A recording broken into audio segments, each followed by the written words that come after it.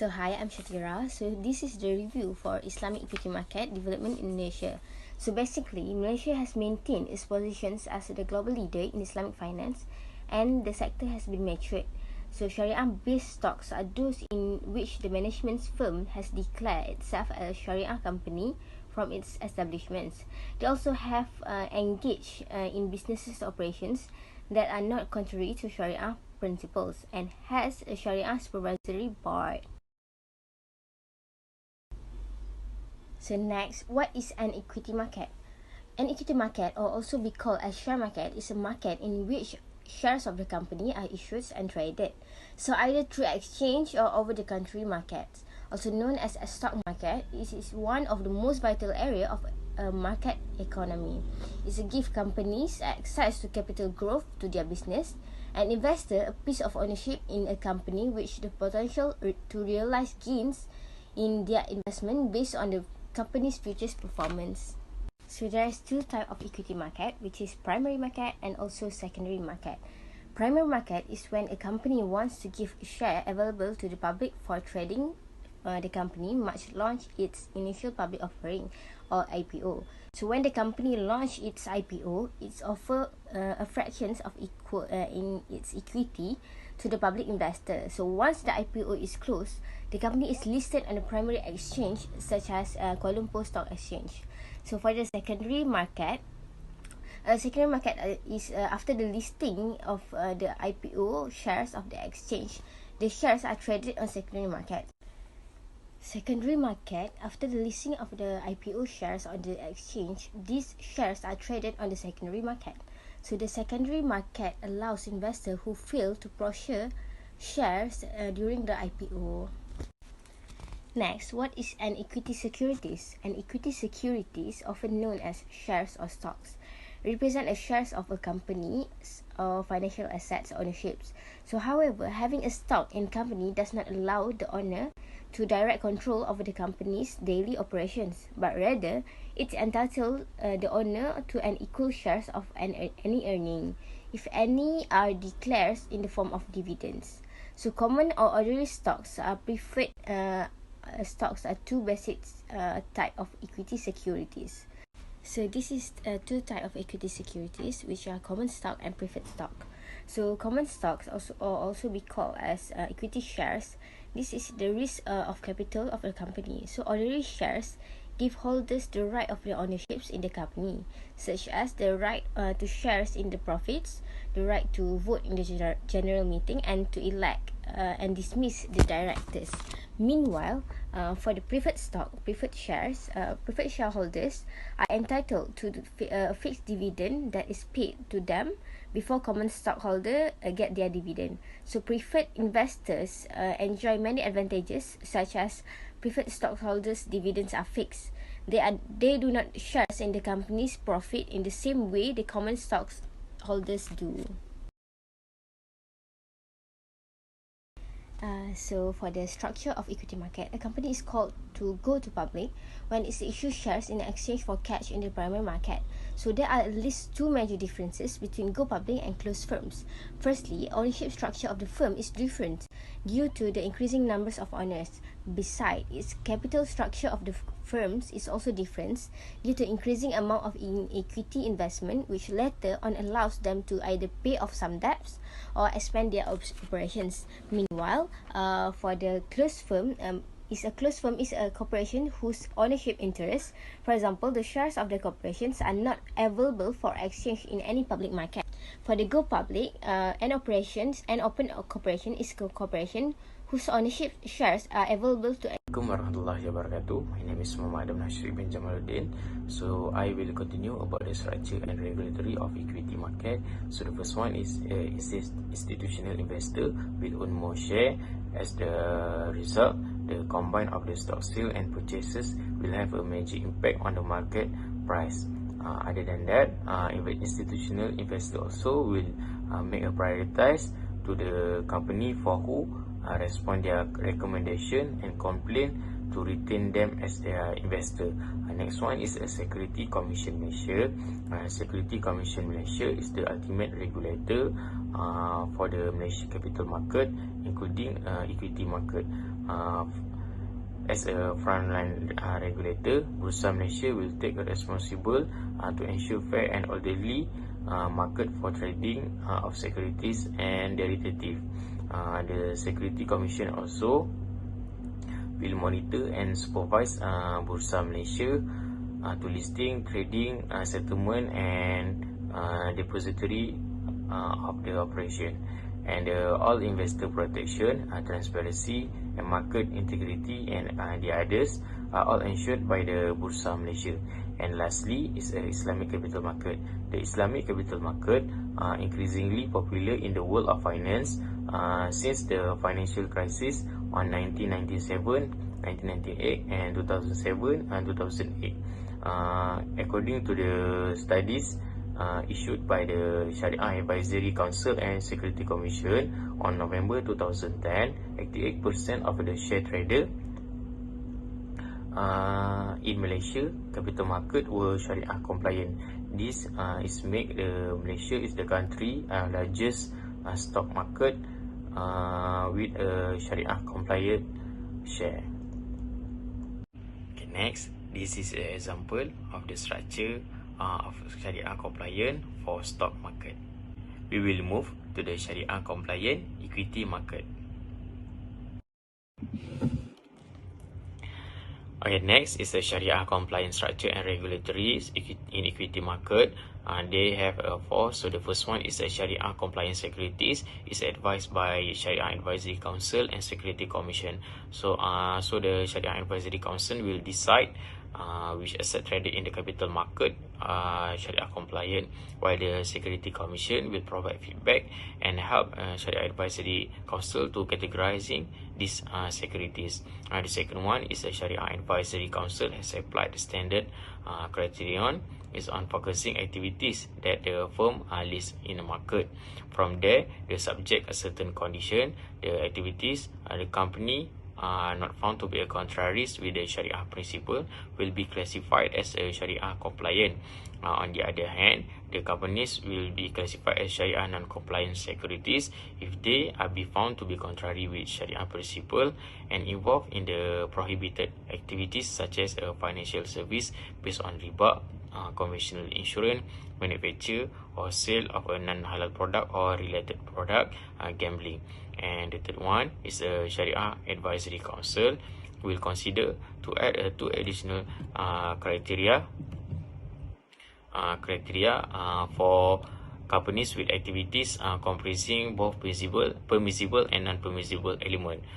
So the first one is the company must be perceived good by the people, and the second one is the core activities of the companies are very important and should bring a maslahah, which is a benefit to the general, to the people, and the non-permissible element must not be very small must be very in small proportion and very difficult to be avoided. So lastly, the Sharia Advisory Council has set a benchmark for the mixed contribution from the permissible and non-permissible activities upon turnover and profit before tax of a company. This is have a four phase, which is the first one have a 5% of benchmark, the second one is a 10% of benchmark, and the third one is a 20% of benchmark, and lastly is a 25% of benchmark. So the 5% benchmark is applied to assess the activities that are clearly prohibited, such as riba, gambling, liquor, and pork.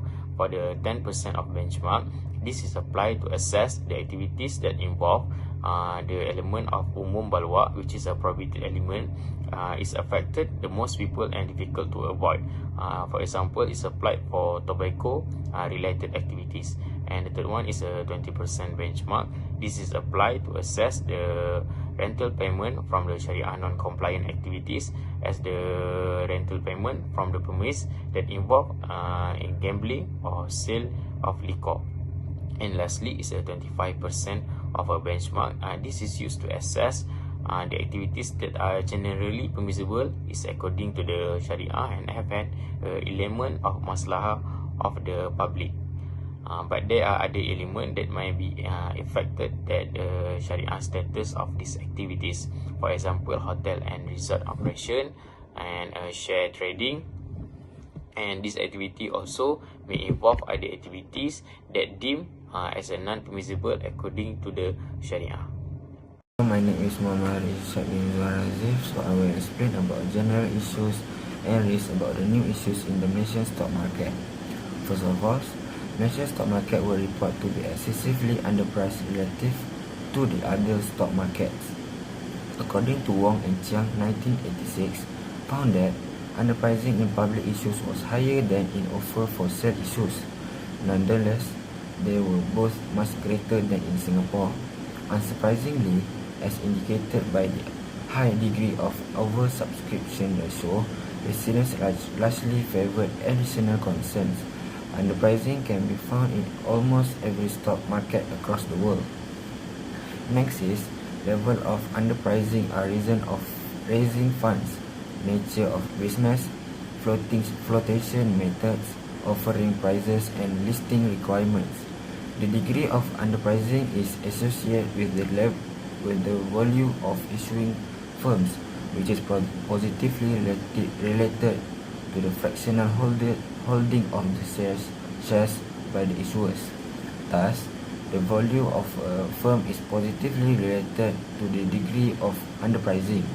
If investors can predict the degree of underpricing among new issues, they are plagued by the winner's cost problem. This also reveals the stock market's inefficiency. Next is tend to associate them with the element of ex-ante uncertainty that is attributed to risk. Ex-ante refers to future events such as the potential returns of a particular security or the return of a company. Much of the analysis conducted in the markets is ex-ante, focusing on the impact of long-term cash flows, earnings and revenue. While this type of ex-ante analysis focus on company fundamentals, it often relates back to asset prices. For example, buy-side analysis often use fundamental factors to determine a price target for a stock, then compare the predict result to actual performance.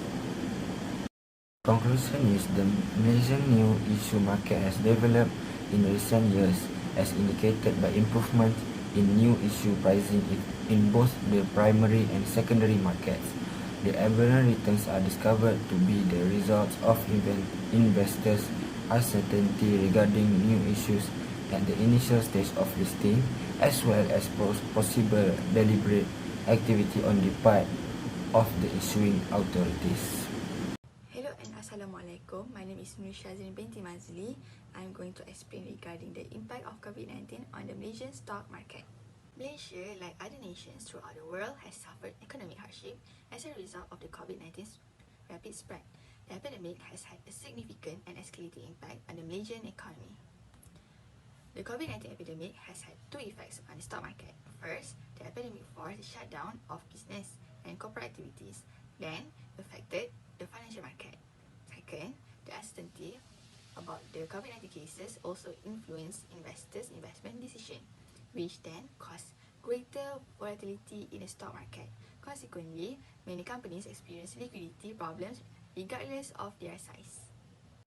Therefore, Malaysia's government has been forced to adopt a new strategy as its economy is likely to experience a drop in its GDP, gross domestic product.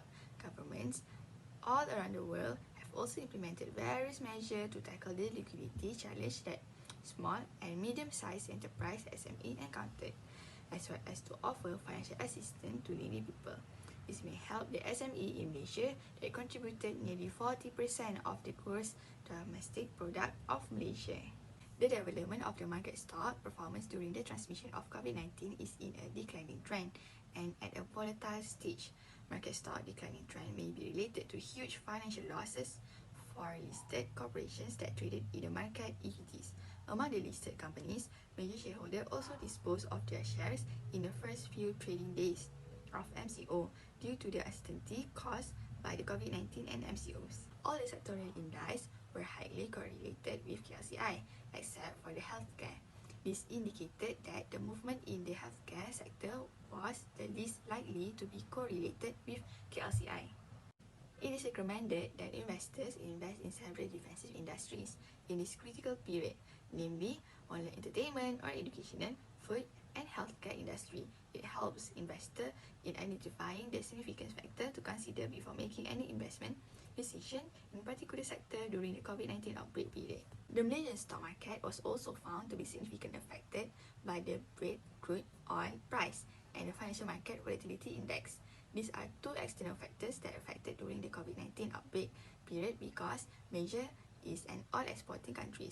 In 2011, when oil prices reached a record high of 30% growth, the Islamic stock market expanded by only 1.8%. To prove that oil price showed a positive relationship with stock returns in China and Islamic stock returns in Malaysia based upon the positive expectation effect. As a result, before making any investment decision, fund managers and investors must analyze all economic aspects, including the crude oil price in Malaysia, which has the potential to impact Islamic stock. Hi, my name is Nik Fadila binti Syed Daud. So, the recommendation taken to improve the equity market is first is build a strong and flexible healthcare system. These recommendations are provided to the beneficiaries given that the government did not anticipate the sudden shock of the current event of the COVID-19 outbreak. So, building a strong and flexible healthcare system must occur in the future. So this reveals that the current pandemic had asymmetric effects on the economic sectors for all countries worldwide. However, examining the positive effect of the COVID-19 shock is needed. The second recommendation is increase market confidence. According to Chief Executive Officer of Bursa Malaysia Berhad, Datuk Muhammad Umar said that the proactive steps taken by Malaysia to increase market confidence had also succeeded in the gradual recovery of the stock market from the initial effect of COVID-19.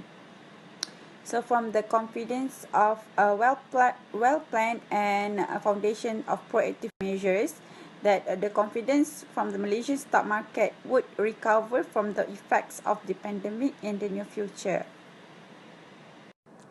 The third recommendation is investor monitor change.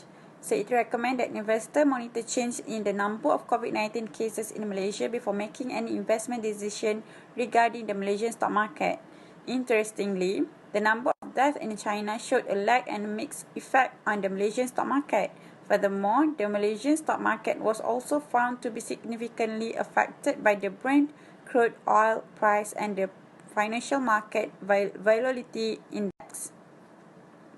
So, the finding of this study also underscored the importance of monitoring not only the number of COVID-19 cases, but also the external factors.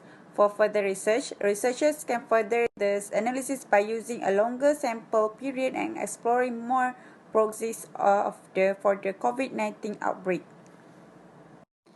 The last recommendation is to improve asset turnover. Asset turnover is a measure of company efficiency that can calculate it by dividing sales by the company's total asset.